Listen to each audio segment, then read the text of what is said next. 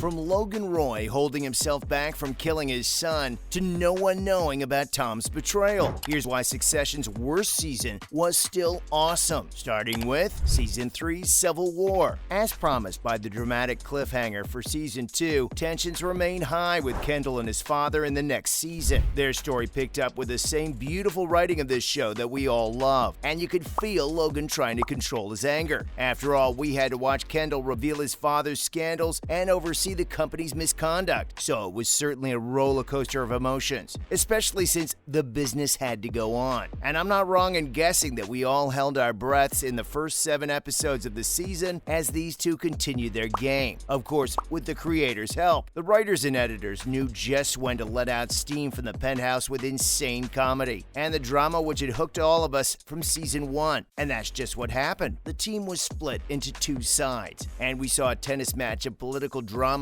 right from Kendall's ex-wife's house. The extremes where these characters were playing made fans constantly tweet stuff like, "I'm never getting over this," and "Succession is top tier, incredible TV, and this season proves that." But these sorts of tweets do bring up the question, where do these pretty negative reviews come from? Greg, Tom, doesn't work. Won't add up. Right. No, I see that. Because for some fans, this season was worse than GOT's finale. Well, it has been said that this season was just a redo of the series' debut, and much of that critique is because of the COVID restrictions this season had to suffer. See, production on the 9 episodes, 7 of which were made available for review, was delayed by the pandemic, but they may also have appeared to have limited ambitions. Now, we'd become familiar with the Roys being repeatedly thrown into pressure cooker situations where they were isolated, whether that had been in a hunting lodge, a safe room, or a mountainside symposium. And this was why the second season was so successful. No. No.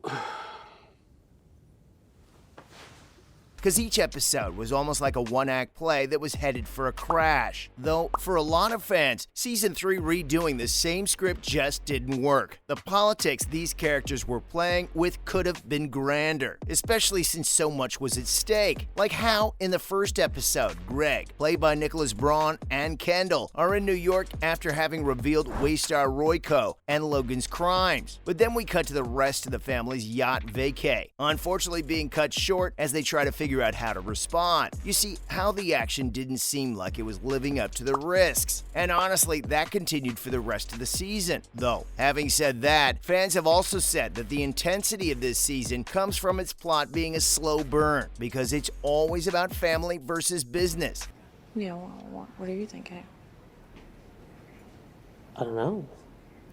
And just how much each character gets affected by the company. Like our fly-on-the-way cousin Greg had eventually become like most other members of the company, showing how each character had an opportunity to embrace evil because, well, only a deal with the devil will let them overthrow the all-powerful, no? But that's not all, because this season did an incredible job flipping everyone's expectations of the story, like how the season almost made us empathize with the siblings. The shift in power dynamics in this storyline captivates you, waiting for if there's another player more worthy to be cheered on. And in that constant back and forth, this season kept fans on their toes, because everyone realized that the children might mirror their father in more ways than they want to admit. But at the end of the day, they kept going back to, it's not about human beings getting affected, is it? So when fans praise this season, it's because it continued to be a commentary of the modern world of politics, and truly how much it asks everyone to be fake. Come on, how far off are they? Still, maybe more than anything, it was the finale of Season 3 that was the cherry on top of this story.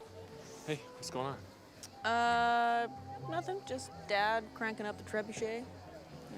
Trying for a baby. What?